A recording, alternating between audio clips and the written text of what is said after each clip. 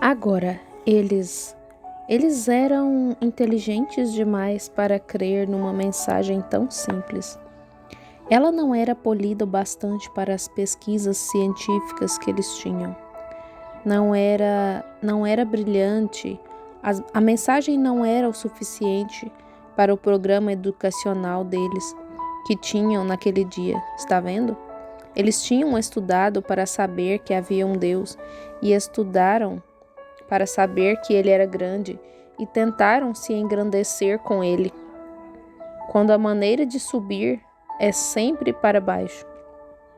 Agora, quem sabe se o Polo Norte é o norte, ou se o Polo Sul é o norte, ou se o Polo Norte é o sul, o Polo Sul o norte? Qual é para cima e qual é para baixo? Estamos flutuando no espaço. Nós dizemos, o Polo Norte é para cima. Como se sabe? O Polo Sul pode ser norte. Veja, não se sabe. Por isso, vamos nos lembrar. E essa palavra disse: então, como é que você diria, irmão Brana, que subir é para baixo? Com base na palavra de Jesus Cristo. Ele disse: aquele que a si mesmo se humilhar será exaltado, mas aquele que a si mesmo se exaltar será humilhado, será rebaixado. De modo que, na realidade, o subir é para baixo e o descer é para cima. Como o velho santo disse em Chicago, que um homem, certo ministro de certa organização, subiu perante alguns pentecostais. Ele era muito desenvolvido intelectualmente. Ele subiu lá e usou palavras das quais os pentecostais nada sabiam. E ele subiu lá e viu que isso não estava funcionando com o povo pentecostal. E ele subiu de peito estufado e ele era santo doutor fulano de tal. Você sabe, da notável escola tal e tal lá em Chicago. E ele observou que aqueles pentecostais estavam olhando uns para os outros. Eles nem sabiam do que ele estava falando. Ele era tão instruído, tão inteligente, talentoso. Eles não sabiam. Foi semelhante ao caso de certo senador ou um homem que recentemente candidatou-se para presidente e foi derrotado. Tuck Cutts me contou, quando eu estava pregando no funeral de Mama Ford e estava falando a respeito da ressurreição, a garantia da ressurreição. Tão certo quanto o sol se levanta, assim eu me levantarei. Tão certo quanto a grama morre no outono e a folha cai da árvore, ela retorna. Quando a Terra se corrige no percurso da órbita, ela tem de se levantar novamente. Tuck disse: eu dou valor a essa mensagem, Billy. O irmão Neville e eu estávamos assentados juntos no carro. E eu disse: Tuck. Ele disse: eu dou valor às suas mensagens. Eu disse: Tuck, eu não tenho instrução. Eu disse. Ele disse: essa é a parte boa, está vendo? E agora ele disse que foi ver. Bem, espero que o homem me perdoe, não tenho intenção. Adlai Stevenson, vocês sabem. E ele disse que o ouviu por 15 minutos. E o Sr. Stevenson é considerado um orador tão talentoso, vocês sabem, que Tuck disse: acho que ele tem formação universitária.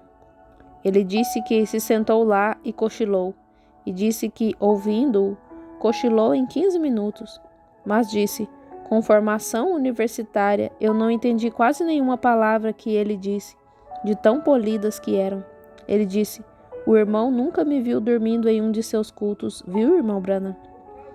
Assim, veja, é a simplicidade disso, apenas simples. É nisso que Deus se encontra. Agora, eles eram inteligentes demais naquele dia para captar o significado da maneira simples de Deus fazer as coisas. Não era polido para eles. Tem de ser polido, tem de ser altamente cromado, ou eles falham em ver. Ora, todavia, o grande Jeová estava escondido em sua palavra, E ele se manifestou ao povo que creu em sua palavra, salvando-os e trazendo ao cumprimento a mensagem simples. A mensagem simples de Noé. Deus a trouxe ao cumprimento. Agora note isso. Agora, então, novamente, no dia de Moisés, note outro tempo de libertação. Quando Deus está prestes a fazer algo para libertar o seu povo, Deus envia uma mensagem ao povo. E ela é tão simples, como vamos perceber na abertura destes selos. Esse era o meu propósito em trazer isto primeiro, que constatemos que a abertura destes selos é tão simples, o inteligente falha em ver isso, por 1.000.000 de milhas, está vendo? Espero que Deus me unja para isso, está vendo? Está vendo? Simplesmente passa por cima. E é por isso que pensei que esta mensagem, esta manhã, seria apropriada para lançar um fundamento sobre a simplicidade de Deus. Veja como Deus se oculta em simplicidade. Somente pense. Eles podem romper átomos e fazer tudo mais. Todavia, quando se trata de criar vida, nem mesmo conseguem dizer de onde ela vem. Uma simples folha de grama, e Deus está escondido nela. Eles podem lançar um foguete à lua e mandar um radar para lá, ou seja o que for, e ainda assim não conseguem explicar a vida numa folha de grama. Isso mesmo, está vendo? É porque não se pode explicar. É tão simples que deixam passar por alto. Agora, note Moisés, no dia em que Deus ia libertar os filhos de Israel, conforme a sua palavra. Que fez ele? Ele escolheu uma família simples. Não temos registro deles. Veja, apenas um filho de Levi. É tudo o que sabemos. Está vendo? E assim nós e sua esposa, apenas um comum, provavelmente um amassador de barro, como o mundo pensaria, lá fazendo tijolo para o inimigo. Ele era apenas um escravo comum em Israel, mas Deus escolheu aquela família para gerar o libertador, apenas uma família judia comum. Ele nunca foi e tomou a realeza e a celebridade ou algo assim, nem mesmo tomou um sacerdote. Ele tomou uma família comum, usual, está vendo? Simplicidade. Note o que ele fez. Então, ele produziu uma criança, um simples ser humano. Ele podia ter ordenado ao sol, se quisesse, para libertá-los. Ele podia ter ordenado ao vento para libertá-los. Ele podia ter ordenado a um anjo para libertá-los. Oh, aleluia! Deus pode fazer tudo o que queira. Bem, como sabe disso, irmão Brana? Deus não muda o seu programa. É por isso que sabemos que neste dia isto tem de ser simples. Está vendo? Agora, ele sempre trabalha em simplicidade. Mas Deus, no princípio, que podia ter feito o sol pregar o evangelho, ou os ventos pregarem o evangelho, ou um anjo pregar o evangelho, mas ele ordenou homens para este propósito. E ele nunca muda isso. Ele nunca ordenou denominações, ele nunca ordenou grupos de homens, ele ordenou homens a pregarem o evangelho, não maquinário, dispositivos mecânicos, nem qualquer ser angelical, foi o homem.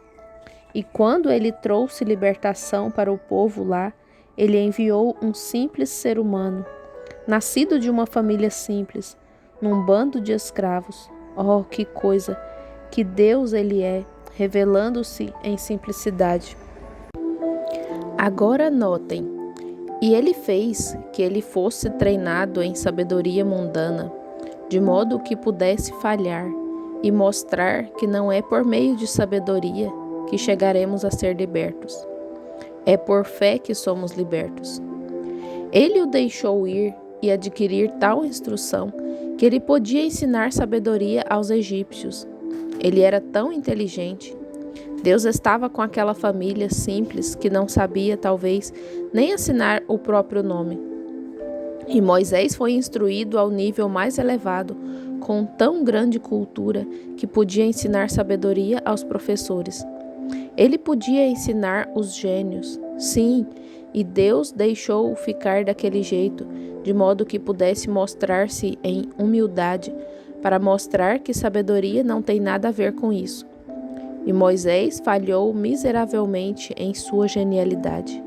Ele o deixou ficar daquele jeito para seu propósito, de modo que falhasse. E ele falhou e caiu. Assim, para mostrar, não por força nem por violência, mas não pela sabedoria do Egito, não pela sabedoria de nossas escolas, não pela força de nossos seminários, mas não pela quantidade de nossas organizações, não pela força do nosso ensino escolar, mas pelo meu espírito, diz Deus. Sua sabedoria estava definhada, e nas últimas, quando ele encontrou Deus na sarça ardente lá, ele tirou os sapatos e se rebaixou em humildade, e esqueceu tudo acerca de sua sabedoria. Deus, trazendo libertação, teve de treiná-lo em sabedoria, para deixá-lo cair, para mostrar que você não pode se estribar sobre o braço do seu próprio entendimento, ou do entendimento de qualquer outro. Deixou-o cair, para mostrar sua mão. Vocês conseguem enxergar isso? A congregação, amém. O propósito de Deus, ao fazer isso, foi manifestar-se em humildade, e ele deixou Moisés tornar-se o mais alto, até que ele ia ser o próximo faraó. Ele foi um poderoso general. Conforme a história, ele conquistou o próprio Moisés, os países ao redor. E então, quando ele se voltou para o trabalho do Senhor com todo o seu talento, Deus deixou-o cair de cabeça, de modo que ele pudesse colocá-lo lá no deserto e tirar tudo aquilo dele. E então aparecer para ele em humildade e enviá-lo com uma vara na mão para libertar o povo. Quando ele não pôde fazê-lo, por treinamento militar, por instrução científica e por força militar, ele não pôde fazê-lo. E ele lhe deu uma velha vara torta do deserto, e ele o fez com ela. Deus, em humildade, simplicidade. Deus estava na vara e em Moisés. E enquanto Moisés tinha a vara, então Deus a tinha, porque Deus estava em Moisés, certamente. Notem, não por força, nem por violência, mas pelo meu espírito, mas pela simples fé. Moisés tinha um entendimento de que havia de ser o libertador, pelo ensino de sua mãe, e ele treinou em força militar para fazer isso, mas falhou. Está vendo? Ele tinha um entendimento, ele tinha a instrução, mas isso não funcionou. Assim, ele teve que esquecer tudo isso e vir à simples coisa de tomar Deus em sua palavra. E então ele libertou o povo. Sim, Senhor. Deus liberta por o quê? Fé em sua palavra. Sempre foi. Poderíamos dar uma olhada se tivéssemos tempo. Temos cerca de 20 e poucos minutos ainda. Poderíamos dar uma olhada em Caim e Abel, como que Caim tentou agradar a Deus através de beleza.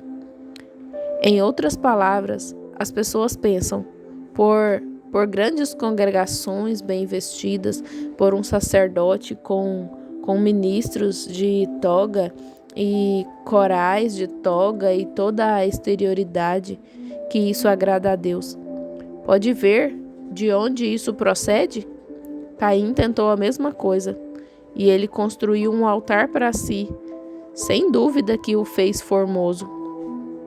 E o homem era sincero, ele adorou, ele pensou, contanto que eu seja sincero, não faz diferença.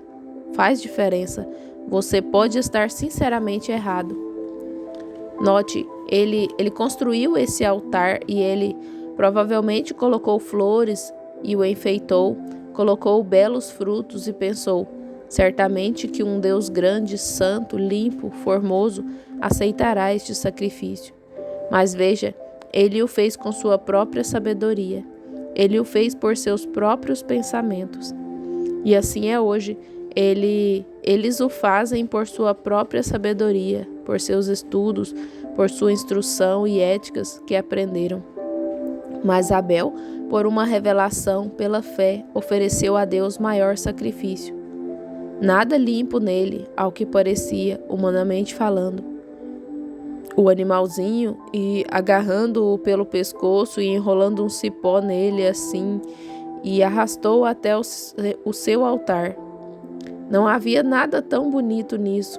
Deitando-o no altar e golpeando sua pequena garganta com uma rocha afiada, até seu sangue espirrar nele todo, e ele balindo, morrendo. Foi uma cena horrível, veja, ver isso. Entretanto, foi simples.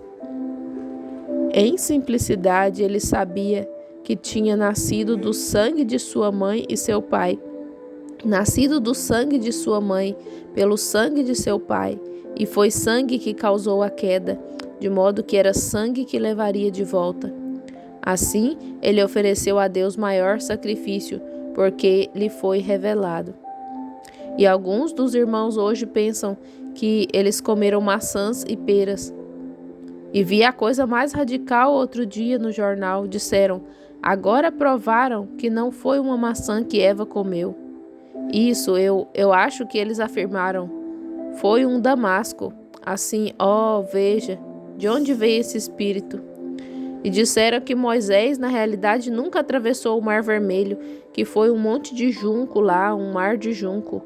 E ele fez os filhos de Israel atravessar o mar de junco. Em cima, na extremidade do mar, há um montão de junco lá em cima. E Moisés atravessou o mar, mas foi o mar de junco que ele atravessou. Você sabe, capim alto como o bunho, planta semelhante à taboa, e coisas tais que ele atravessou lá. Quão ridículo! Quando as águas, diz a Bíblia, foram partidas da direita para a esquerda e Deus produziu um forte vento oriental para separar. Está vendo? Está vendo? Eles querem tentar decifrar isso da sua própria maneira, e é assim que sempre têm falhado e continuarão a falhar. Você sabe todas essas coisas.